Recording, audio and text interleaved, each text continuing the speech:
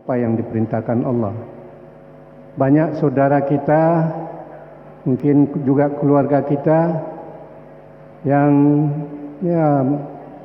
tahun yang lalu masih sama-sama berpuasa dengan kita, tapi tahun ini mereka sudah tiada. Salah satu sahabat kita, saudara kita, yang minggu yang lalu masih berbincang dengan kami di sini, dan beliau itu juga yang dulu memperkenalkan guru kita Ustadz Harimukti di sini. Hari Minggu sorenya beliau diuji oleh Allah dengan penyakit, dan kemudian hari hari Rabu malam beliau dipanggil oleh Allah Subhanahu wa taala. Kita doakan semoga beliau mendapatkan tempat yang terbaik di sisi Allah, diterima amalnya dan diampuni segala dosanya, dan beliau meninggalkan kita dalam kondisi husnul khatimah. Ibu dan bapak sekalian, ada yang berbeda enggak di Masjid Asy-Syarif? Ada. Alhamdulillah minggu yang lalu belum kita buka ini mihrab. Alhamdulillah apa yang kami atau pengurus inginkan bahwa sebelum Ramadan ini bisa selesaikan, alhamdulillah bisa selesai. Dan bukan hanya mihrab yang diperbaiki, tapi fasilitas lain seperti sound system mungkin agak berbeda dengan yang lalu. Kemudian juga ada proyektor yang sudah permanen. Kalau sebelum-sebelumnya masih angkat-mengangkat, setel menyetel proyektor, tapi sekarang cukup dengan remote control, itu bisa dilakukan. Ini semua ditujukan oleh pengurus untuk kita lebih nyaman ya, di Masjid Asy-Syarif ya, beribadah maupun menuntut ilmu, dan mudah-mudahan ini akan membawakan manfaat yang besar buat kita semua di dalam pengabdian kita kepada Allah Subhanahu wa taala.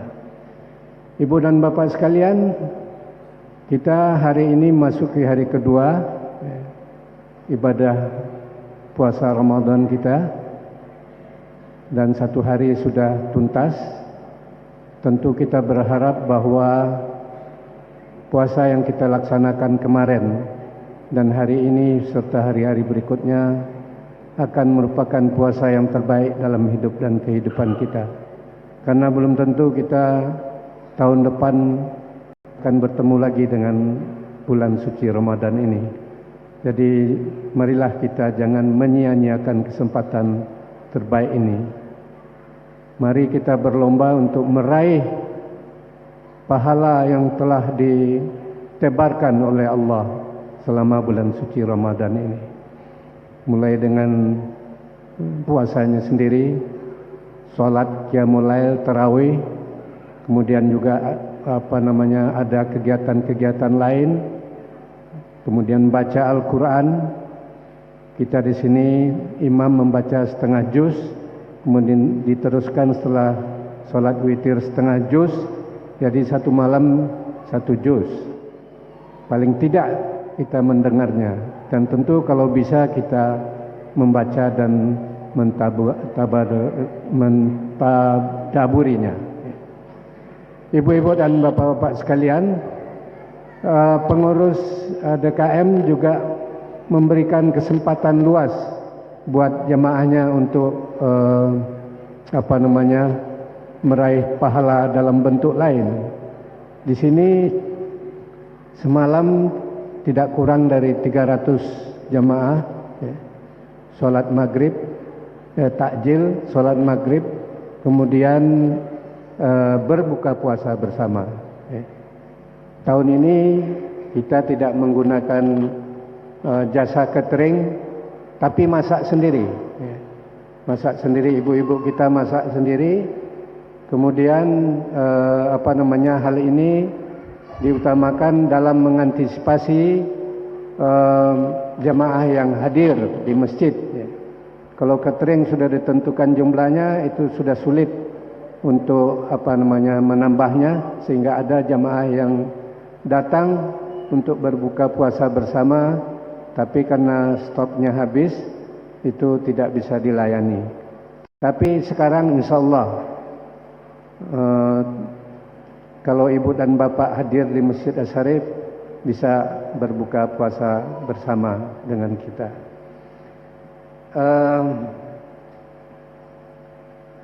Pagi ini kita kembali bersua dengan guru kita, Ustadz Muhammad Khair Harimukti.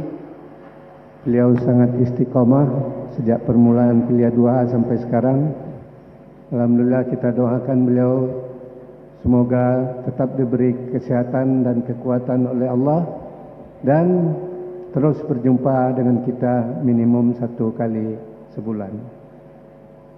Ibu dan bapak sekalian, infak ibu-ibu dan bapak-bapak pada kuliah 2 yang lalu berjumlah Rp5.726.600. Ya. Di samping itu kami informasikan bahwa dana yang masuk ke Masjid Asy-Syarif kita pergunakan untuk dikembalikan kepada jamaah, di antaranya dengan pembangunan-pembangunan atau perbaikan-perbaikan yang dilakukan. Untuk perbaikan pembangunan RAM, kemudian mihrab, kemudian ada proyektor, ada sound system, itu tidak kurang dari 600 juta kita keluarkan.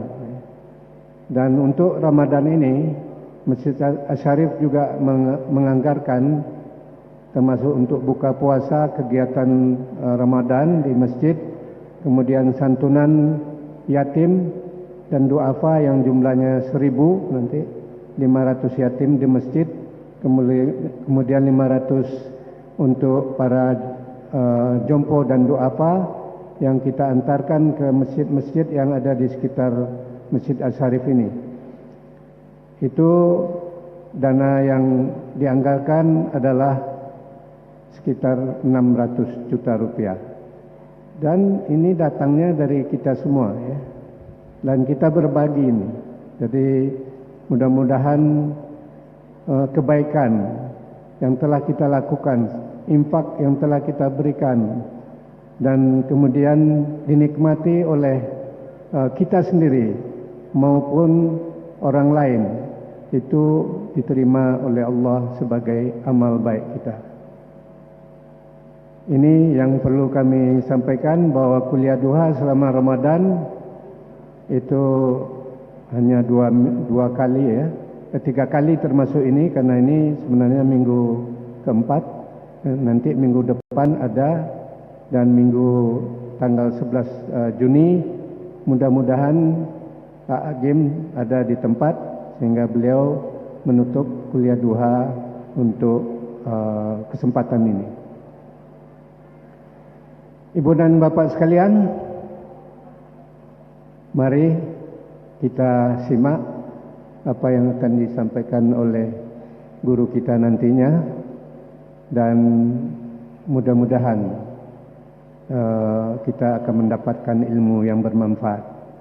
Kami juga ada yang lupa, semalam menerima wakaf Al-Quran untuk masjid.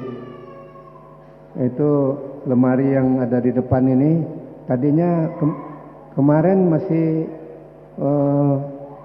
banyak yang bolong-bolong, tapi alhamdulillah pagi ini terisi, ya. Mudah-mudahan kita bisa manfaatkan Al-Quran ini untuk memberikan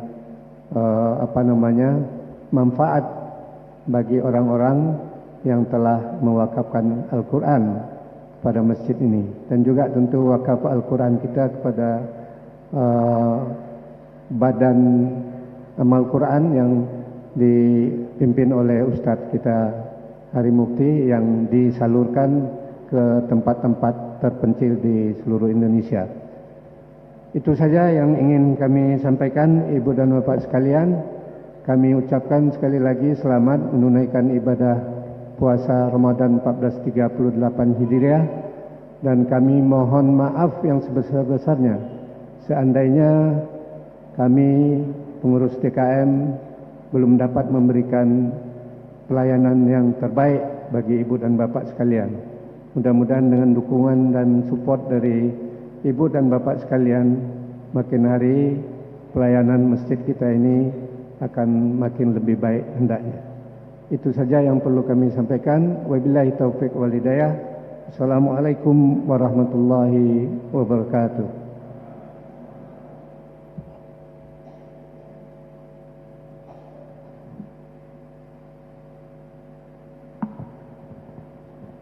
Terima kasih kepada Bapak Janir Munir yang telah menyampaikan program dan kegiatan Masjid Asy-Syarif selama bulan Ramadan ini. Semoga Allah memberkahi umur kita dan memberi kita kesehatan, keselamatan, dan semoga kita diberikan kesempatan untuk dapat menjalankan ibadah puasa dengan penuh iman dan ihtisaban. Selanjutnya marilah kita dengarkan tausiah yang akan disampaikan oleh guru kita, Ila Mukarram Ustaz Hari Mukti. Falyatafaddal mashkura. Silahkan Ustaz.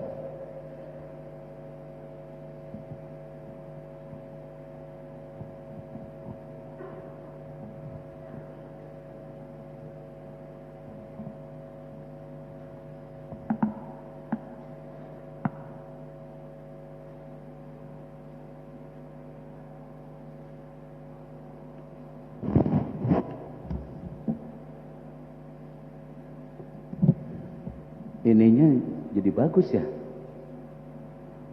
tapi itu jadi kelihatan jelek. Jadi harus direnov lagi lain waktu. Kotor, luar biasa. Nambah neonnya dibongkar. Oh pantesan kelihatan kotor. Iya, keren banget. Ini bisa nambah 2 soft ya berarti. Tambah 2 soft. Assalamualaikum warahmatullahi wabarakatuh. Alhamdulillahi rabbil alamin, wassalatu wassalamu ala asrafil anbiya'i wal mursalin, sayyidina wa maulana Muhammadin wa ala alihi wa ashabi ajma'in, amma ba'd. Qala Allah ta'ala, a'udzu billahi minas syaitonir rajim. Ya ayyuhallazina amanu kutiba alaikumus syiyamu kama kutiba alal ladzina min qablikum la'allakum tattaqun. Wa qala Nabiyul Karim Muhammad, man shoma ramadhana imanan wa ihtisaban ghufira lahu ma taqaddama min dambi. Wa qala lis-shaimi farhatani, farhatun 'inda iftarihi wa farhatun 'inda liqa'i rabbih. Sadaqallahul azim wa sadaqa nabiyul karim Muhammad sallallahu alaihi wasallam. Taqabbalallahu minna wa minkum siyamana wa siyamakum kullu am wa antum bi khair. Mohon maaf lahir batin atas segala ucapan, kata-kata. Kalau mubalik itu banyak ngomong. Banyak ngomong ini biasanya banyak salah. Untuk itu saya mohon ampun kepada Allah. Secara pribadi saya mohon maaf kepada jemaah hadirin sekalian. Puji syukur kehadirat Allah Al-Khaliq Al-Mudabbir, pencipta dan pengatur alam semesta ini, musyarri' dan pembuat hukum, yaitu Shiratal Mustaqim bagi hambanya yang berakal. Sehingga hamba ini beriman, mendapat petunjuk dari Al-Quran. Orang yang beriman ditunjuki Al-Quran bertakwa, orang yang bertakwa dikasih lagi petunjuk oleh Allah sehingga ketakwaannya senantiasa meningkat. Mudah-mudahan pada bulan Ramadan ini ketakwaan kita meningkat sehingga kita nanti mati dalam keadaan husnul khotimah, menjadi orang yang menghuni surga melalui pintu Ar-Rayyan. Salawat dan salam semoga senantiasa dilimpahkan keharibaan junjungan kita Nabi Allah Muhammad sallallahu alaihi wasallam. Yang saya hormati, ini juga beliau ini sangat istiqomah memperjuangkan dan memperbaharui, senantiasa menghidupkan aktivitas masjid. Bisa disebut ini Ustadz Kiai Haji Janwir. Ya memang kalau mengakunya ilmunya tidak banyak tapi kelakuannya kiai gitu kan. Ada yang kiai tapi kelakuannya Masya Allah ini. Ada Ustadz mantan rocker, ada rocker mantan Ustadz. Masya Allah. Bapak Ibu yang dirahmati Allah, sengaja saya mengganti-ganti materi, namun isinya itu. Karena Ramadan ini kalau dikupas 2 jam saja udah habis. Ya, PowerPoint yang lalu, berubah.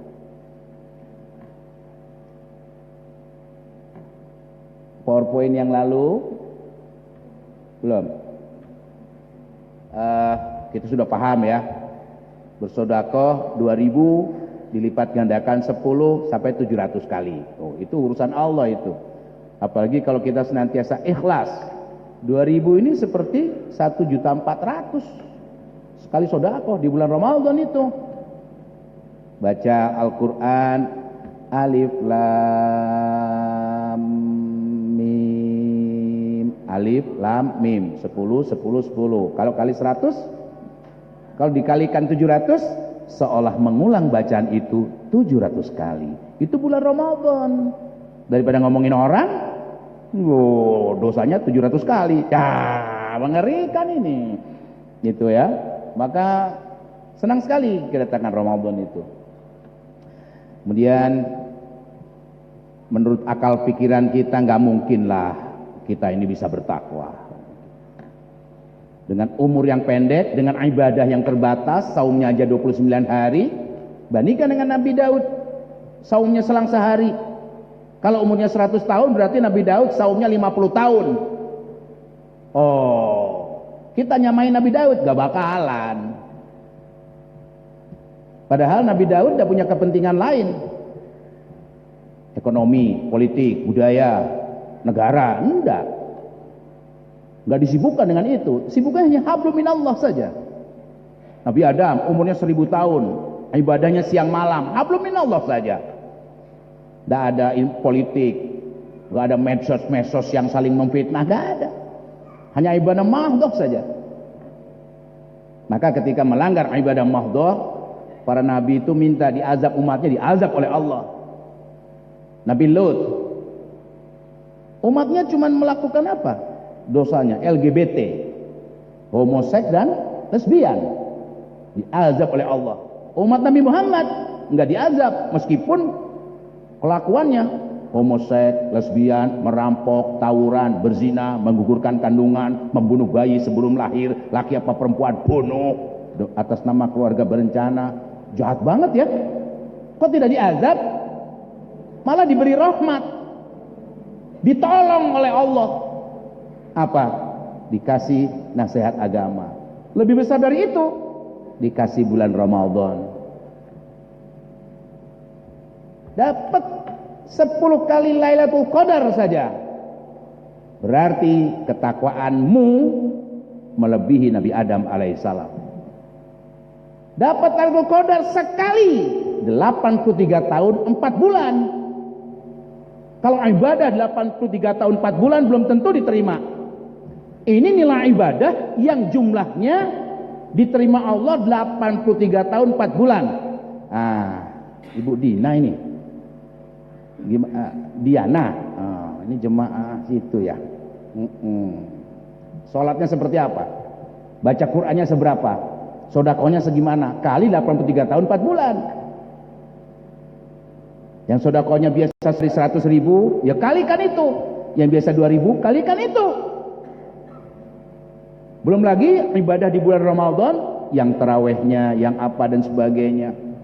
Malam Lailatul Qadar dapat 83 tahun 4 bulan. Bukan dipanjangkan umur sepanjang itu, tapi ibadah selama 83 tahun 4 bulan diterima, dikasihin ke kamu gitu. Bisa jadi sama dengan ketakwaan Nabi Daud kalau dapat 1 kali Lailatul Qadar. Masjid Asy-Syarif bersedia itu, ada itikaf ya. Belum sahurnya, belum tadi 600 juta katanya dari infak sedekah, kalikan 700, masing-masing yang 1.000, 50.000, 100.000, 1 juta, dilipat gandakan pahalanya. Maka niatkan afdhalul ibadah ba'da fardhati idkhalus sururi ala qalbil mu'minin. Seutama-utama ibadah setelah yang wajib menyenangkan hati mukmin dengan sedekahnya, infaknya, wakafnya, Qur'annya. Apalagi di bulan Ramadan gitu. Anehnya di bulan Ramadan pengajian ditutup. Padahal itu mestinya dilipat gandakan. Tuh kan nggak bunyi, biasanya bunyi. Oh bunyi. Itu. Jadi malas mengaji, semakin semangat sampai kecapean, ngantuk, tidur dia. Itulah tidur orang yang berpahala. Sahur tidur, kan boleh? Boleh. Dosa enggak. Zuhur bangun, sholat tidur lagi, bangun lagi, tidur lagi, bangun asar, sholat tidur lagi. Ambil HP nonton ngabuburit. Rusak nih. Rusak deh. Kurang ajar, balas. Lagi puasa nih, balas. Rusak puasanya nih. Allahu Akbar, Allahu Akbar. Buka puasa, makan. Ya dapat makan doang. Alhamdulillah gue gak lapar lagi. Jadi saumnya dapat lapar dan dahaga doang. Pahala enggak. Lailatul Qadar apalagi. Karena 10 hari terakhir sibuk baju baru, sepatu baru, sendal baru, pakaian baru, mobil rental, motor rental, supaya ke kampung kelihatan nih gue punya nih. Balik lagi ke sini diambil lagi sama rentalnya. Udah, yang penting gaya. Jadi saumnya terbelenggu. Sayang ya. Saum Ramadan itu waduh 10 kali 700 lagi. Salat sendirian. Salat berjamaah 27 derajat. Kali 700 kali 29 hari Ramadan, berapa kali sholatnya? Tambah taraweh lagi. Jadi umur yang pendek itu panjang ibadahnya gitu. Makanya jangan mengeluh. Jam 2 udah bangun lagi, masak lagi. Yang makan enak-enak aku masak. Nih orangnya. Besok praktis aja, beli mentahan tuh di depan, beli mentahan. Memang bisa begitu, nggak usah capek-capek. Budget nambah, makanan nambah, biasa aja keles. Paling nambah korma dikit doang. Sehingga Ramadannya rusak oleh biaya yang harus bertambah. Nggak ikhlas dia. Kalau nggak Ramadan, udah itu rusak udah. Kalau di hatinya, kalau nggak bulan Ramadan ngapain mesti ngeluarin biaya? Habis udah. Justru sebaliknya, ya Allah barokahnya Ramadan. Jadi banyak orang yang makan dari tanganku, tetangga, orang miskin, keluarga.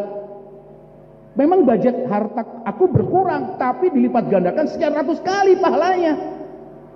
Subhanallah, walhamdulillah.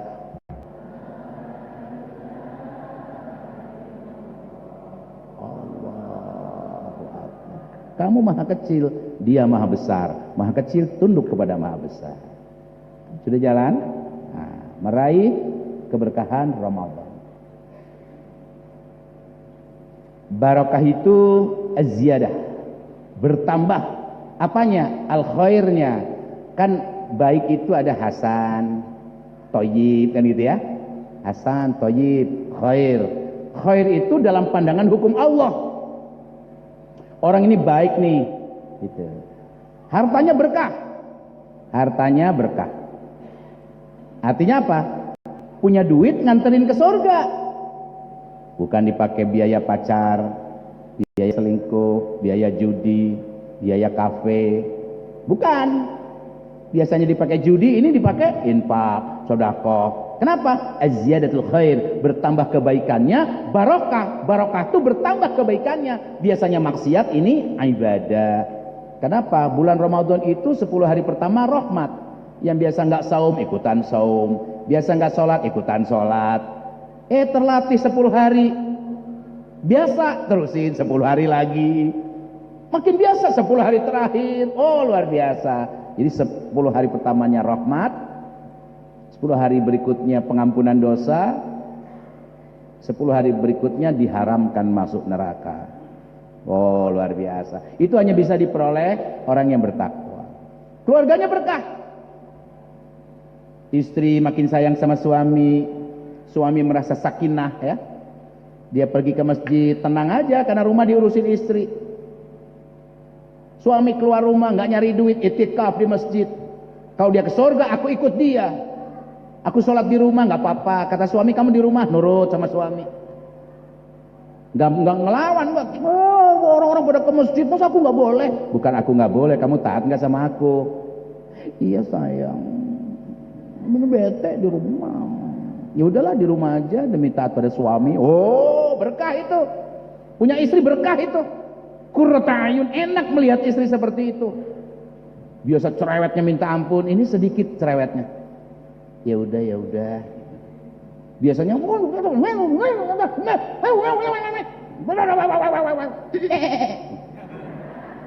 sekarang mbeknya nggak ada ngomongnya. Iya sayang, ya udah nggak apa-apa. Ntar pulang dari masjid makan apa? Suaminya sholat dulu, tarawih dulu, pulang makan. Makannya udah disiapin sama istrinya. Anak-anak kecilnya udah makan duluan, udah pada tidur. Anak laki gedenya pulang bareng bapaknya. Anak gadisnya bantuin ibunya. Kamu gak usah ke masjid sayang. Kamu tuh cantik, seksi. Mengganggu laki-laki tuh. Banyak banget laki-laki yang tua-tua juga kalau ngeliat kamu pasti. Kamu lebih utama sholat di rumah sama Umi. Anak gadisnya taat. Kenapa? Berkah punya anak seperti itu. Coba anak-anak kita, HP-nya jelek.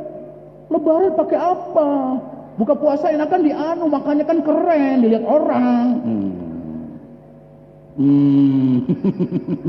Berkah punya anak gadis taat sama ibunya, sama bapaknya. Anak laki-lakinya nggak cuma sholat berjamaah di masjid, masuk kelompok-kelompok tahfiz Quran. Habis Ramadan dia dapat 5 juz hafalan, ada yang 10 juz. Kalau yang lain-lain justru itu dapat apa dia? Tuh anak laki-lakinya juga seperti itu. Qurratu ayun, enak dilihat. Keluarga barokah. Suami istri mawaddah. Untung aku punya istri seperti dia. Cerewet sih, udah nggak menarik tapi anak-anakku soleh-solehah. Kata istrinya, alhamdulillah punya suami. Sekarang penderita asam urat. Bangunin subuh aja ntar dulu lama. Tapi suamiku ini pernah menghamiliku, aku melahirkan anaknya. Kalau enggak mana kesempatan aku menghapus dosa dengan melahirkan anak. Dan aku berbakti kepada dia, Allah tahu surga.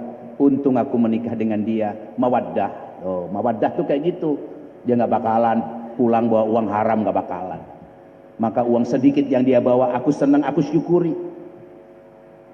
Hasilnya anak-anak gampang dididik.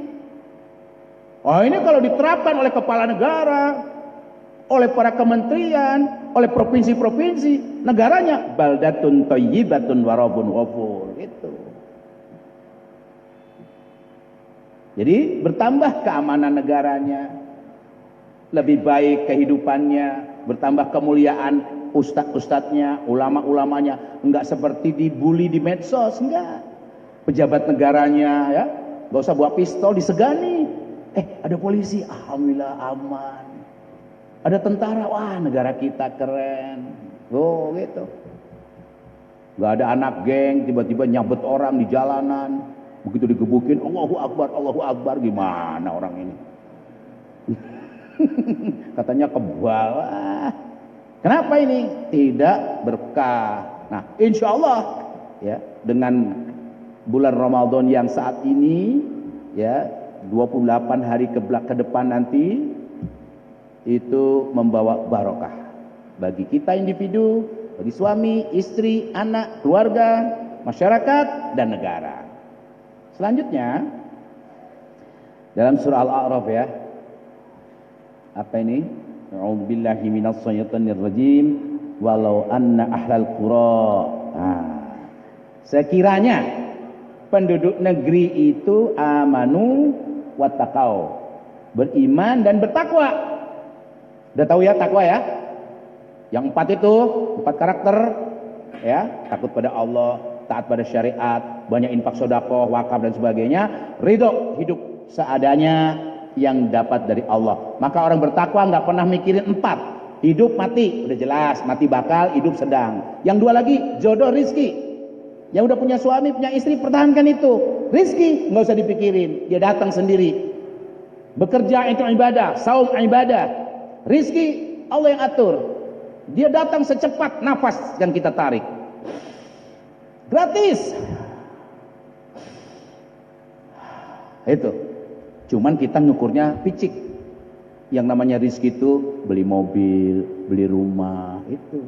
Gelang emasnya baru.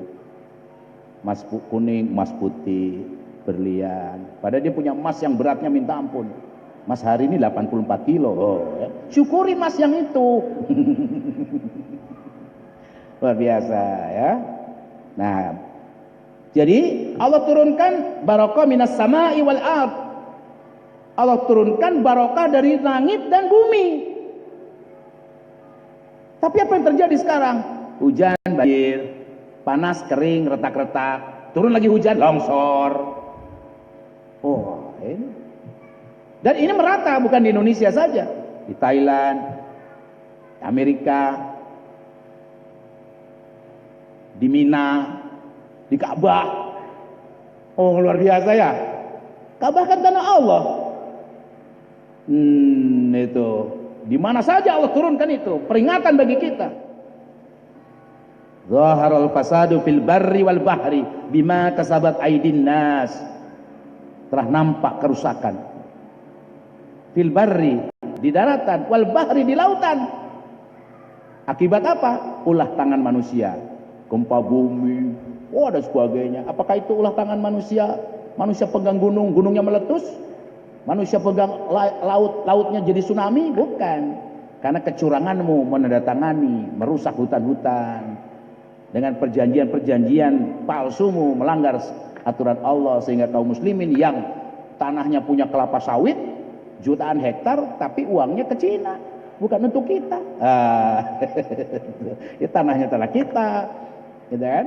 Salah satu contohnya itu tidak barokah. Nah, kalau kita beriman, pasti nggak mau melakukan kerusakan, kemungkaran. Orang beriman ini bertakwa, hidupnya berkah. Enak loh hidup berkah itu. Gak pada pusing sama tuntutan istri, gak pada pusing sama marahnya suami. Yang ada cuma saling warohmah. Itu yang ada. Cinta, sahur pakai apa cantik? Kan AA nggak bilang belanja. Jadi ada apa? Ada apa ya?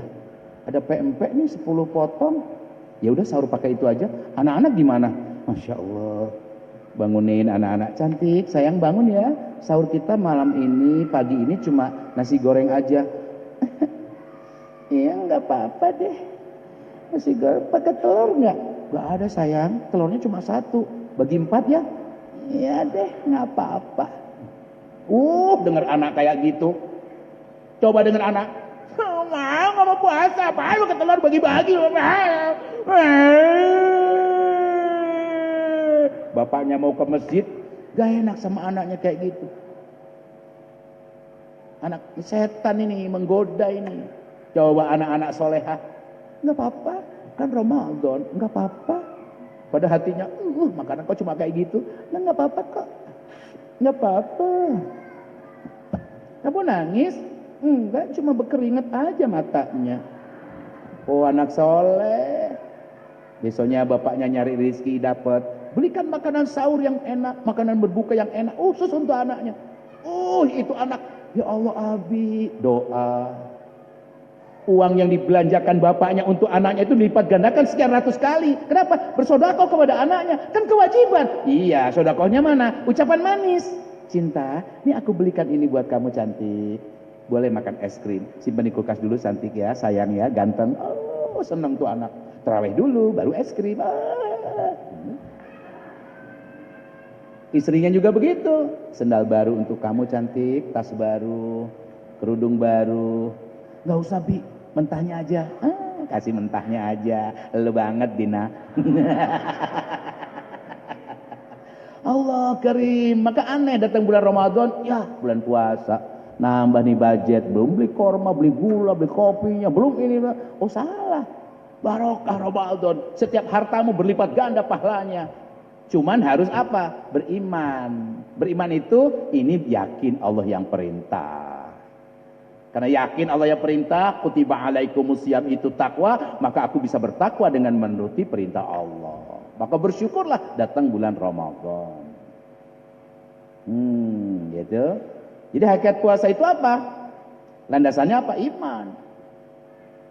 Diperintah saum itu iman. Kemudian apa amalan-amalan puasanya? Nah gitu kan. Selanjutnya inilah hasil. Jadi orang yang beriman melaksanakan amalan saum. Ya tarawehnya, ya bangun subuhnya, membangunkan subuh, membangunkan orang, bersedekah dan sebagainya ya. Kemudian dia takwa. Nah, Ramadan sebagai momentum berkah Allah akan diturunkan kepada penduduk negeri yang beriman dan bertakwa. Amanu wa taqau tadi. Semua orang beriman diwajibkan saum. Siapa? Pemimpin, ya. Pejabat, pengusaha, pendidik, orang kaya, orang miskin, orang tua, anak muda, semua saum. Ya, tapi belum semuanya mampu meraih takwa. Apa masalahnya? Ada yang merasa, aduh lapar gue. Kata tetangganya, kalau cuma lapar anakku biasa. Oh, lebih tinggi nih derajatnya. Cuman aduh susah deh. Kalau ngabuburit gimana ya? Kalau nggak nonton TV rasanya nggak enak. Tuh mulut tuh nggak bisa diem tuh, pengennya ngomentar mulu. Kalau udah pegang gadget udah deh WA-an. Saling mendoakan, lama-lama bermasalah. Lama-lama saling. Rusak nih. Kata tetangga sebelah, oh alhamdulillah. Kalau cuma lapar, anakku sudah biasa. Cucuku juga yang 5-6 tahun udah diajarin saum. Ke masjid diajakin, ngantuk-ngantuk juga mereka sholat. Saum, sholat biasa buat kita. Nahan lapar, nahan omongan, oh kita udah biasa. Makanya kita sibuki daripada ngomongin orang, baca Quran. Sampai ngantuk, baca Quran. Gitu ya. Udah biarin tuh anak baca Quran, ngantuk tidur, biarin aja. Pahalanya buat kita tuh kalau anak-anak masih kecil. Terus apa lagi? Ini yang berat, menjaga hati. Kalau ngomong sih nggak pernah ngomongin orang. Wah, ajib deh. TV nggak pernah nonton. Man kana yu'minu billahi wal yaumil akhir falyaqul khairan aw liyasmut. Barang siapa beriman kepada Allah dan hari-hari akhir, kiamat bakal datang, mati udah bakal, ke neraka apa ke surga nih. Maka dia nggak mau ngomong kecuali nasihat. Maka dia nggak ngomong.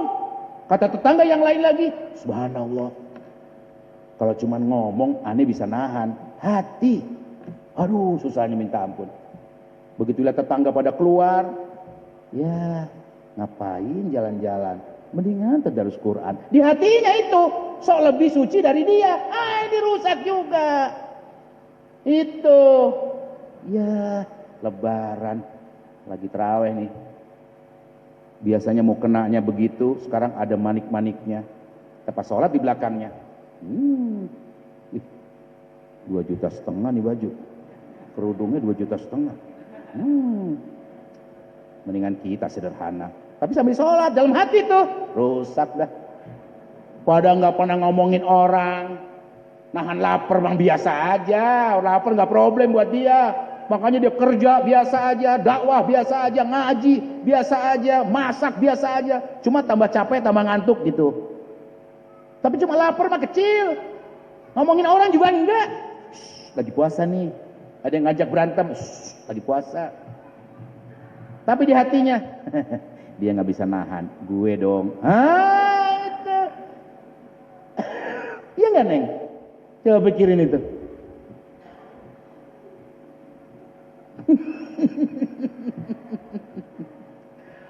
Apalagi yang namanya mau balik. Diam nggak bisa, ngomong terus maunya. Tiba-tiba ngomongnya meleset. Astagfirullahaladzim. Ada orang konsultasi rumah tangga, begitu dia cerita, makanya kalau saya muncul lagi apa takabur karena ngomong. Kalau dari hati nggak ngomong, cuma menilai, itu ujub. Nggak ikhlas dia, imannya rusak. Siapa mereka itu? Ya itu semua wajib.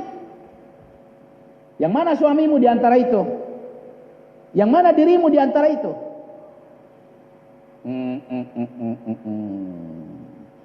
Jadi nggak ada gua enaknya jadi ustadz ceramah kemana-mana pahalanya besar. Oh belum tentu. Setiap ceramah meraih neraka bisa jadi. Makanya jangan lihat hari muktinya. Unzur maqala wala tandur manqala. Saya pernah merasakan itu ketika saya dipuji oleh Ustadz Januir, orang yang istiqomah, nggak pernah ninggalin ceramah. Suatu saat ganti manajemen, pas ganti nggak tertulis di situ. Wah, nggak jadi sekali ke sini.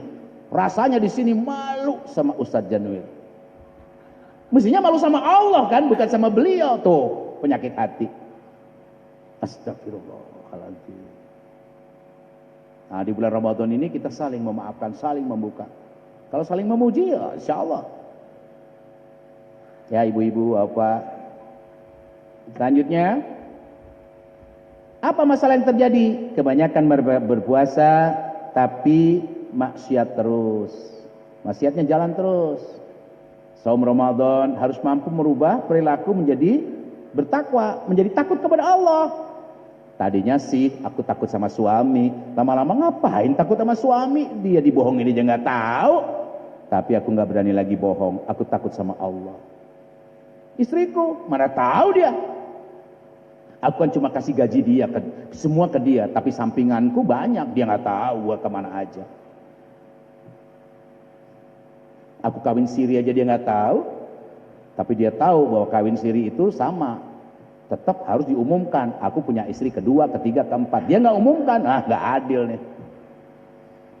Maka hati-hati, laki-laki soleh nggak berani macam-macam dia, karena takutnya sama Allah aja. Itu. Jadi nggak berani maksiat. Kemudian, apalagi sistem kehidupan, aturan kehidupannya sekuler. Tahu sekuler ya? Fasluddin anil hayah. Pisahkan agama dari kehidupan. Jadi saum itu agama. Apakah ada orang maksiat? Banyak. Restorannya ditutup? Enggak. Yang penting sendalnya kelihatan, gitu. Tutup sebagian, sendal kelihatan. Maksiat ini. Jangan gitu Ustaz. Kan banyak musafir juga yang enggak saum. Banyak ibu-ibu yang haid. Oke, selidiki. Ternyata yang haid, yang enggak haid, banyakan yang enggak haid yang makan di situ. Ya bapak-bapak kan enggak haid, ngapain juga makan di situ? Kalau ibu-ibu haid, iyalah. Dia belanja juga enggak makan di situ, dia beli mentahan untuk dimasak di rumah. Kenapa? Tidak ingin mengganggu orang lain. Oh, maksiat. Negara menutup itu? Enggak. Ini ruginya, sistemnya tidak berlaku sebagai penghambat, ya. Penghambat utama untuk meraih takwa. Jadi menghalangi turunnya berkah. Ketika berbuka, semua tempat jajanan diserbu. Sampai banyak sebagian gak sholat maghrib. Iya, banyak juga itu gak sholat maghrib. Kemarin saya ke Puncak, ada acara di sana, anak saya masuk tahfiz Quran 30 juz dalam 40 hari. Saya ngontrol, banyak makanan di pinggir jalan diserbu gitu. Ya kami juga masuk ke restoran, makan, sholat, kemudian melihat lagi orang-orang itu masih di sana sambil makan. Sampai waktu Isya, tarawih ikutan, tapi tarawih ikutan. Kenapa? Karena negara tidak mengatur bagaimana, ya, menjual makanan, waktu-waktunya, kesempatan beribadah disediakan oleh negara sehingga nggak ada alasan nggak bisa berwudu. Di mana aja ada tempat wudu, di mana saja masjid bersih. Kalau kita kan masjid tergantung DKM-nya. Kalau DKM-nya oke, baru seperti ini. Mestinya merata di seluruh negeri. Kenapa? Karena kepala negaranya melakukan hal-hal yang dilakukan DKM, gitu. Di Jogja cuma ada masjid satu, Jogokrian. Saya sudah 3 kali ke sana. Di sini ya Masjid Asy-Syarif. Tempat lain lagi yang ingin seperti ini Al-Mukhlisin. Subuh saya di sana. Sudah mulai meniru seperti ini. Luar biasa. Masjid yang lain lagi minta. Tapi di Mabes Polri saya istirahat dulu. Karena waktu itu membahas Ahok, jadi istirahat dulu. Udah 2 bulan ini. Di Polda malah minta. Nah, beda-beda ini. Ya. Jadi yang kedua, negara tidak ikut campur mentakwakan masyarakat. Jadi negara tidak membuat masyarakatnya takut kepada Allah, justru berani dengan pagelaran-pagelaran ngabuburit. Waduh, acara subuh yang tertawa terbahak-bahak dengan undian. Oh, campur baurnya laki perempuan di acara itu. Saya diminta juga di RCTI. Itu jam 10 ke atas. Lama. Pokoknya harus kalau ada tampil laki-laki semua, maka Ben Wali. Kalau ada perempuan tidak sepanggung dengan saya. Syaratnya gitu. Mereka mau penuhi. Kalau nggak mau ya udah nggak usah siaran.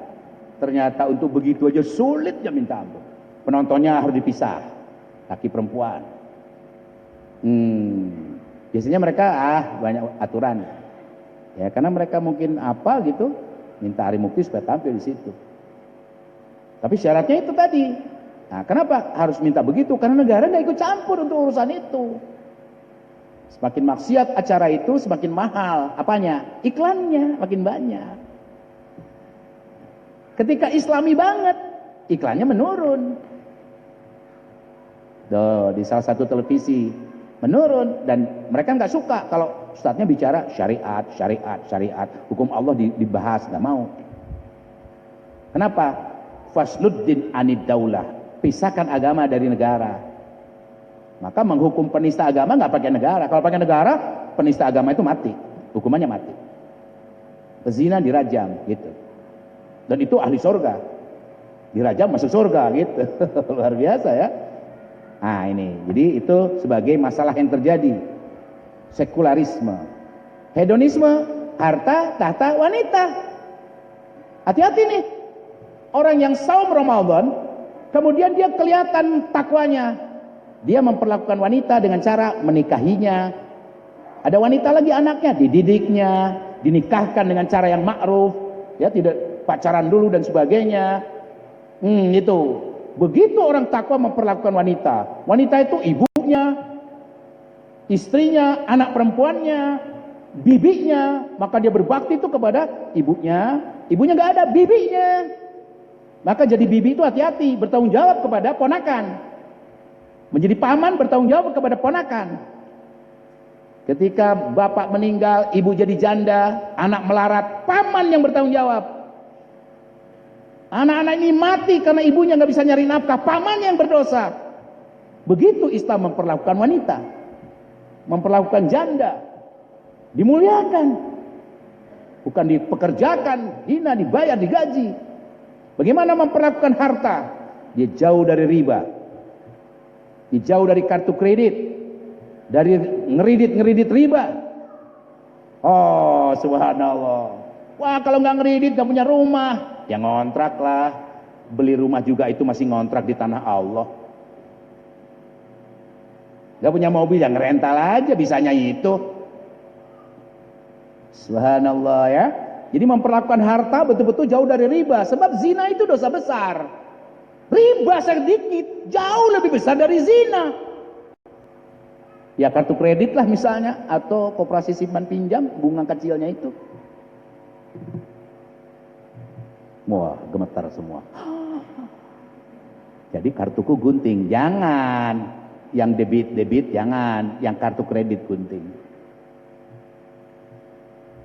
Jangan ngutang kalau makan, gitu. Belanja jangan ngutang.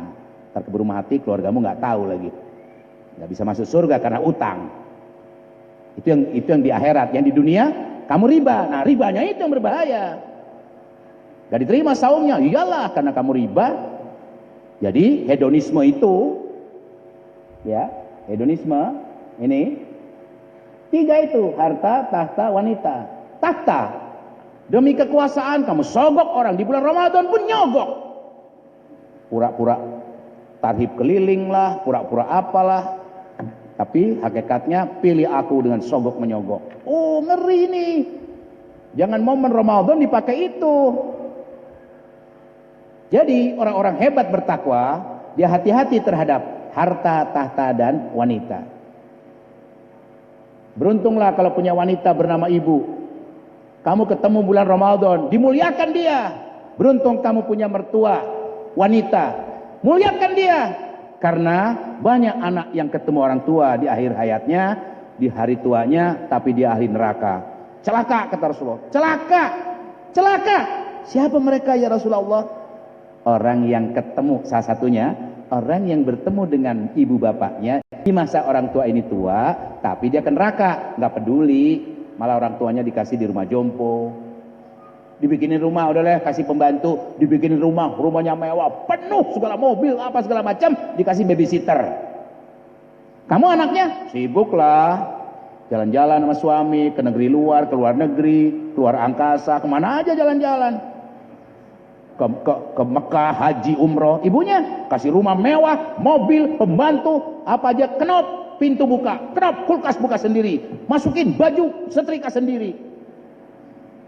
Saking anaknya itu kaya, anak ini celaka. Kenapa? Hati ibunya nggak ridho. Hati-hati terhadap ridho orang tua. Kalau istri ridho suami aja, cukup. Kalau suami ridho ibu, bapak, mertua perempuan. Kalau istrinya 3, wah mertuanya nambah lagi nih. Oh kan? Masya Allah ya. Kemudian, jadi sekularisme ini yang menghambat. Dalam sistem kehidupan sekuler hedonis, ya, itu ego dan individualis hanya memikirkan kebaikan diri sendiri terjadi. EGP urusan orang lain. Misalnya urusan orang lain itu maksiat, biarin aja dah. Dia selingkuh, urusan dia. Oh enggak, kamu juga urusan. Kalau kamu membiarkan, kamu lebih besar dosanya dari dia. Ramadan lagi. Oh, gak usah ikut campur urusan orang. Nah, egoisme dan individualis muncul. Padahal itu masyarakat kafir. Masyarakat Islam itu ta'awanu ala birri wa taqwa. Ta'awun itu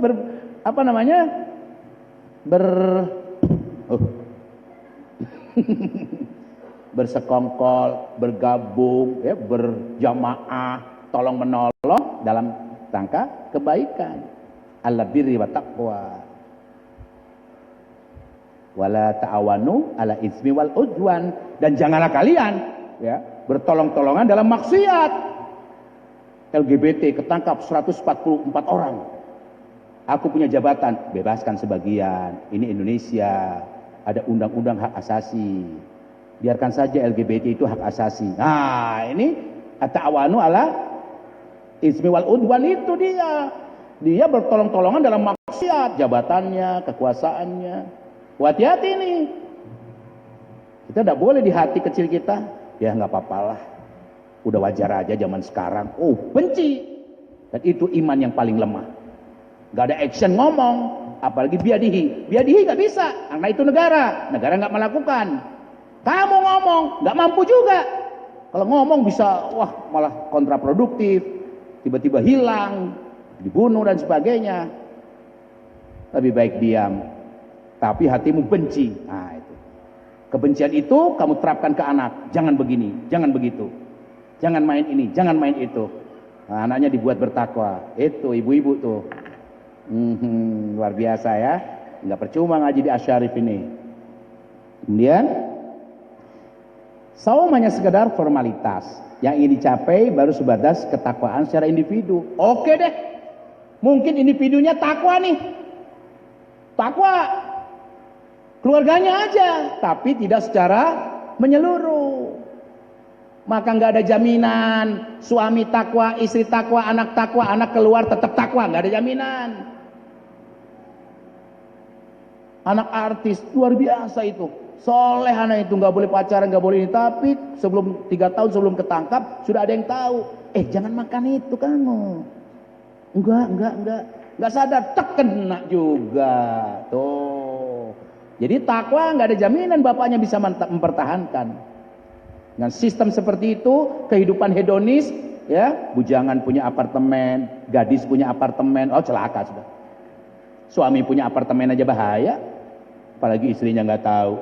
Dia bilang, Mom, Mami, sayang, cantik nih, aku beli apartemen. Nih semuanya.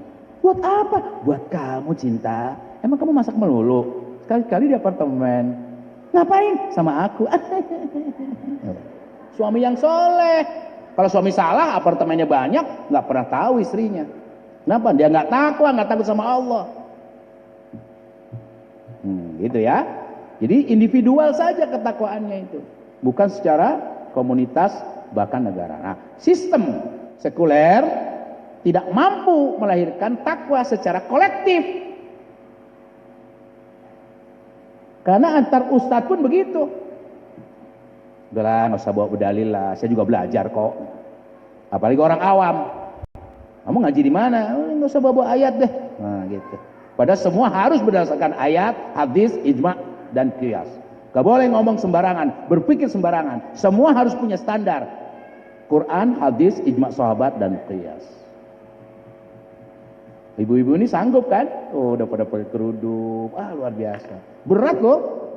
Berat loh. Saya kan berartiin tuh, ada yang pakai pulang buka naik motor. Lama-lama sempurna dia. Hebat dia. Bukan ini yang hebat, hebat dia. Kenapa? Mampu mencerap, mengamalkan. Subhanallah. Nah, solusinya apa? Iman dan takwa secara kolektif akan mendatangkan keberkahan dari langit dan bumi. Karena pejabatnya takwa, nggak berani korupsi, nggak berani menjual tanah atau pertambangan atau sumber daya alam kepada asing, nggak berani merusak BUMN. Ya, kementerian-kementerian mendapat dana yang logis, sekolah-sekolah gratis, rumah sakit gratis, nggak pusing orang tua, mau sakit nggak pusing. Polisi-polisi gajinya mahal, tentara-tentara gajinya mahal, menjaga teritorial aman, nenek-nenek keluar aman, anak gadis keluar aman. Sekarang nenek aja bahaya, anak gadis bahaya, punya anak laki takut, punya anak perempuan ngeri. Anak lakinya diajarin silat, wah dia bisa bela diri. Begitu di luar jadi pimpinan geng. Ya Allah. Ngajak teman-temannya tawuran pakai SMS-an. Ayo ketemu di ini tawuran, mati. Kepalanya ada yang dipalu kepalanya, ada ditabrak motor, disiksa di situ. Kenapa? Sekularisme. Pisahkan agama dari kehidupan. Jangan bawa agama. Maka pelajaran di sekolah agama dihapuskan, dikurangi. Nah, dapatnya di sini nih. Insya Allah di sini dilipat gandakan. Dipahami dan diamalkan. Ya, hanya bisa terwujud dalam sistem kehidupan Islam diterapkannya aturan berdasarkan Al-Quran dan Sunnah. Yang pasti ya mampu menjaga iman dan melahirkan takwa secara bersama. Yaitu dalam sistem khilafah itu. Ini yang sangat ditakuti oleh kafir. Khilafah itu adalah apa? Khilafah itu ajaran Islam. Orang Barat juga tahu, mereka memanggilnya khalifat. Khalifat. Dan mereka sangat takut. Khalifat ini bakal muncul. Mereka sangat takut. Kenapa takut? Mereka bisa menguasai lagi tambang-tambang kaum muslimin. Bisnis properti kaum muslimin nggak bisa dikuasai lagi. Bangkrut mereka. Dalam sistem khilafah, penduduknya beriman dan bertakwa. Turunlah barokah. Tambang emas jadi milik kita. Emang punya kita. Kita nggak akan nebang pohon sembarangan, nggak boleh dijual kemana-mana, karena sumber daya alamnya sudah sangat kaya, belum dari ikannya, mutiaranya, apa sih yang nggak ada di negeri Islam? Semua ada, tapi nggak barokah, gitu. Kenapa nggak barokah? Karena nggak pakai aturan Allah. Apa yang harus dilakukan? Ta'awun ala birri wa taqwa. Nah, di antara kita ini ta'awun. Terbangun ukhuwah Islamiyah. Harus dihilangkan semua hambatan psikologis atau komponen umat. Jadi ukhuwah Islamiyah itu seperti makan di restoran Padang. Ada cumi, ada udang, ada sayur nangka, sayur apa lagi? Ada besak apa? Ayam pop. Doyan aku juga. Besengek, apa besengek itu? Sambal hijau, sambal merah, daging batokok, enaknya.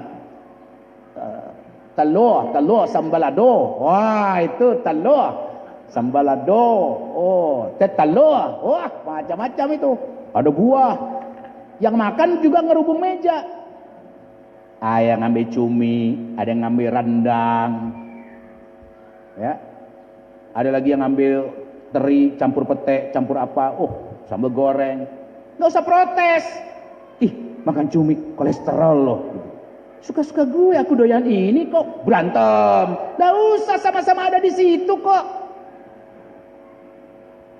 Karopok. Ah, karopok datang lagi. Karopok kulit. Jangan itu, kolesterolnya juga tinggi. Biarin ah. Umur segini juga belum kena kolesterol nih. Ente kena, terserah, salah sendiri. Kalau makan rendang jangan tinggalkan daun itunya, ketela. Itu penawarnya. Minumnya teh hangat. Nah, teh hangat, jangan pakai gula. Teh hangat itu. Makanya orang Padang jarang kolesterol karena makanannya sesuai dia. Nah, makanan yang banyak itu semua sepakat halal, ya udah. Ada bangkai tikus di situ, ada yang mau makan, semua sepakat haram, gitu. Itulah ukhuwah Islamiyah. Cuma beda-beda kunut, beda terawih. Ada yang 23 ngikut 8, udah aja ikutin 23. Jangan terus kamu ambil 8 tinggal. Ini firok ini, meninggalkan jamaah ini. Oh begitu, kan sama-sama sunnah. Ini itu ya, ta'awanu ala birri wa taqwa. Kemudian menghargai perbedaan pendapat dalam masalah khilafiyah yang tadi itu 23, 11 ya. Saling menasihati dalam kebenaran dan kesabaran. Wa tawassaw bil haqq wa tawassaw bis sabr. Kesimpulannya, dalam suasana Ramadan, ta'awun atau saling bantu akan mudah terjalin landasan iman. Dengan ta'awun akan terwujud ukhuwah Islamiyah, ya. Nah, kondisi itu akan segera terwujud jika sistem kehidupan Islam mengatur semuanya.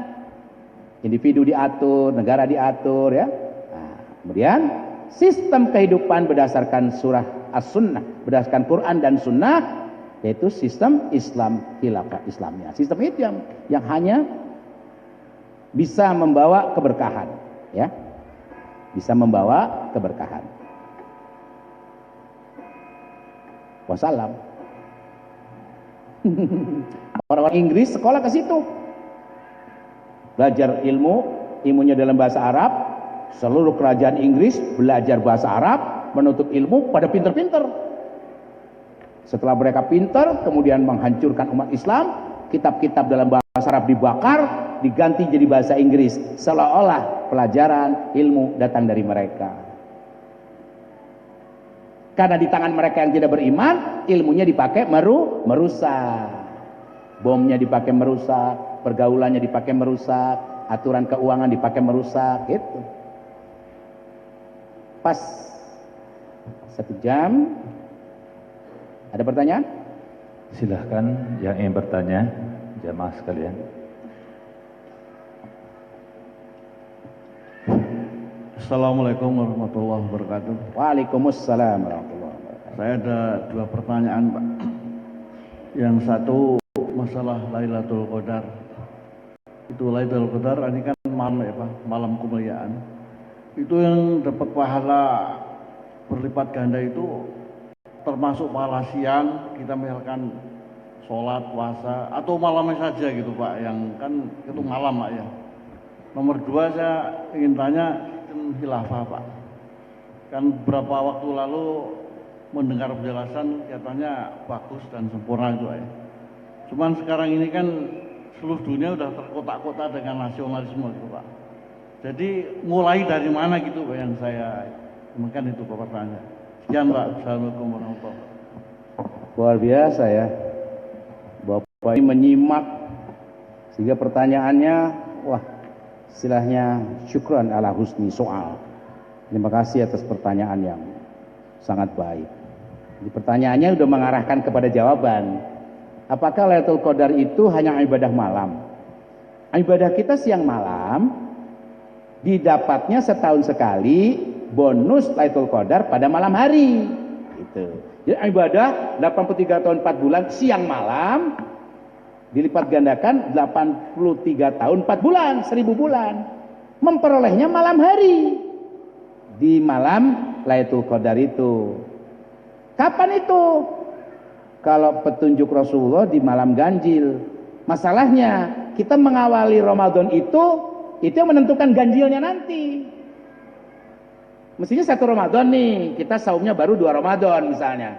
Nah itu kita bisa bukan malam ganjil dapatnya nanti. Maka sangat bijaksana 10 hari terakhir terus aja itikaf. Kalau tidak sempat keluar lagi, mau itikaf masuk lagi, niatkan itikaf lagi. Ada pekerjaan yang tidak bisa ditinggalkan, keluar lagi, niatkan lagi itikaf lagi gitu. Kalau sudah keluar namanya. Di malam hari, untuk mendapatkan Lailatul Qadar di malam hari sesuai dengan Quran. Pahala apa siang malam? Siang malam. Mengenai khilafah, kapan mulainya? Nah, itu dari dakwah la madiyah, hak Allah yang menentukan suksesnya. Tapi kapan kamu memulai? Ya sekarang ini. Caranya bagaimana? Mengaji, pahami, amalkan, sebarkan. Kewajibanmu hanya menyebarkan. Ketika menyebarkan dan ada yang menyadari, sebagaimana Rasulullah mengatur strategi. Gagal nih di Mekah. Udah gagal, diboikot. Setelah diboikot ya 3 tahun, boikot dilepas, masih menderita lagi, yaitu meninggalnya Abu Thalib. Kemudian Siti Khadijah. Rasulullah mencari pengganti Abu Thalib, datang ke Bani atau kabilah. Tidak ada yang mau, karena mereka, wah Abu Thalib sih hebat banget, kalau kita nggak bisa lah. Ada yang hampir setara, yaitu Taif. Datanglah Rasulullah ke Taif. Di Taif malah dilempari, bukan ditolong. Frustasi Rasulullah. Sebagai seorang manusia, wah gundah. Gak ada harapan lagi untuk perjuangkan Islam. Minta sama Allah. Ketika berdoa minta kepada Allah, dijabah oleh Allah. Doanya diterima, yaitu dengan Isra Mi'raj. Nah, ketika peristiwa Isra itulah janji Allah, nanti daerah yang sudah kami barokahi itu kamu di sana. Jadi kamu ini tidak sia-sia berdakwah gitu. Betul kan? Nah, Rasulullah sebagai ahli strategi berpikir, oh iya, aku masih punya punya paman, masih Abdul Muthalib. Abu Thalib bin Abdul Muthalib, kalau ini Abbas bin Abdul Muthalib. Istri Abbas ada di Madinah. Diaturlah strategi. Wahai Abbas, pamanku, kenalkan aku dengan kabilah-kabilah, tokoh-tokoh di Yastrib. Setahun kemudian musim haji, datanglah 12 orang. Itu tokoh ya. Tokoh-tokoh, belum pimpinannya, tapi tokoh-tokoh. Dipimpin oleh Abbas. Satu-satu berbaiat. Mereka pulang. Sebelum pulang minta, ya Rasulullah, kirim satu ustadz. Kami akan putarkan di Madinah. Dikirimlah Mus'ab bin Umair, bukan Umar bin Khattab. Mus'ab bin Umair, suaranya bagus, lembut, gantengnya minta ampun. Kalau orang ngelihat gitu langsung simpati gitu. Musuh pun melihat, aduh, mau bunuh orang ganteng begini gimana gitu kali ya. Nah, sampai-sampai Sa'ad bin Mu'az, pimpinan Aus, yang begitu beringas, ingin bunuh orang yang kekacauan. Kan kacau tuh sejak datang dari baiat pertama Aqabah. Ada orang menyebarkan apa di Madinah ini? Mana orangnya? Dituju ke sana, didatangi, dalam keadaan marah. Tapi Mus'ab bin Umair cuma ngomong, ya, aku kan hanya menyebarkan sesuatu dengan kata-kata. Dengarkan baik-baik. Kau orang pintar. Kalau benar menurutmu, kamu harus ikuti aku. Tapi kalau menurutmu salah, silakan usir aku atau membunuhku. Ngomonglah ayat, bicara gitu. Kagum dia. Dari mana ini? Muhammad Rasulullah. Bagaimana aku bisa menguasai ini? Kamu harus masuk Islam. Caranya bagaimana? Kamu harus mandi. Lari ke rumah terdekat, mandi. Sudah datang disuruh baca syahadat. Pulang ke kaumnya, cengengesan. Mu'az, engkau begitu beringasnya mendatangi orang itu. Sekarang kau pulang dengan senyum-senyum begini. Aku masuk Islam. Aku mendukung Muhammad. Nah itu. Ketika beliau itu, kemudian dari Aus dan Khazraj, setahun kemudian berbaiat 75 orang di Aqabah pertama. Tahun berikutnya atas izin Allah hijrah ke Madinah. Sesampai di Madinah, Rasulullah dibayar menjadi kepala negara. Nah, sebagai kepala negara lah bisa baru mengislamkan Mekah. Jadi meskipun dakwah berjamaah tidak bisa, harus ada institusi negara yang menerapkan hukum. Nah, negara itu namanya khilafah itu. Saya enggak ini ya, mungkin lain waktu ya ada filmnya dan sebagainya, negara yang terpecah-pecah itu. Tapi mulainya dari dakwah, la madiyah, tanpa kekerasan. Dakwah tanpa kekerasan, enggak ada yang biayai, enggak ada yang mempengaruhi. Makanya mau dibubarkan juga silahkan. Cuma dibubarin doang, tapi dakwah terus berjalan. Gitu. Enggak ada kepentingan dengan manusia. Tidak ada kepentingan dengan berhasil atau tidak, karena berhasil urusan Allah. Kita cuma dakwah saja. Kapan mulainya? Hari ini. Acara seperti ini luar biasa. Ya, baik. Cukup sekian saja. Kita doakan jemaah kita almarhum Haji Usman. Beliau memperkenalkan saya ke Masjid Asy-Syarif. Dikenalkan dengan Ustadz Rahmat, dengan Pak Janwir dan semua pengurus di sini. Beliau orang yang konsisten. Nanti saya kenalkan dengan jamaah Masjid Asy-Syarif. Konsisten, konsekuen lagi. Konsekuen, konsisten. Luar biasa. Sampai akhir hayatnya, pertemuan terakhir dengan saya, sempat berfoto, saling memaafkan, kalau tidak salah berapa bulan yang lalu.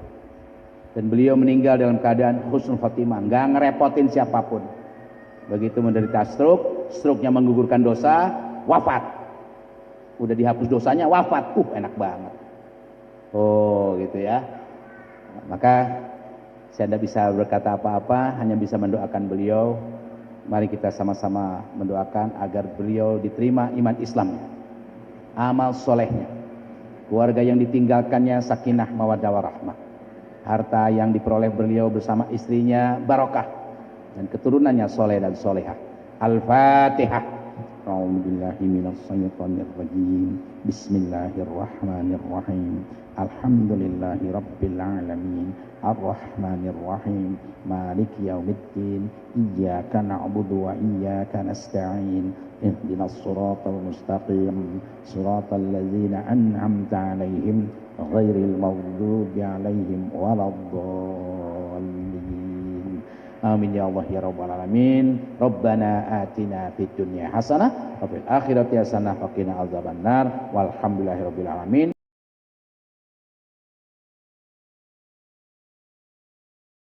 Wassalamualaikum warahmatullahi wabarakatuh.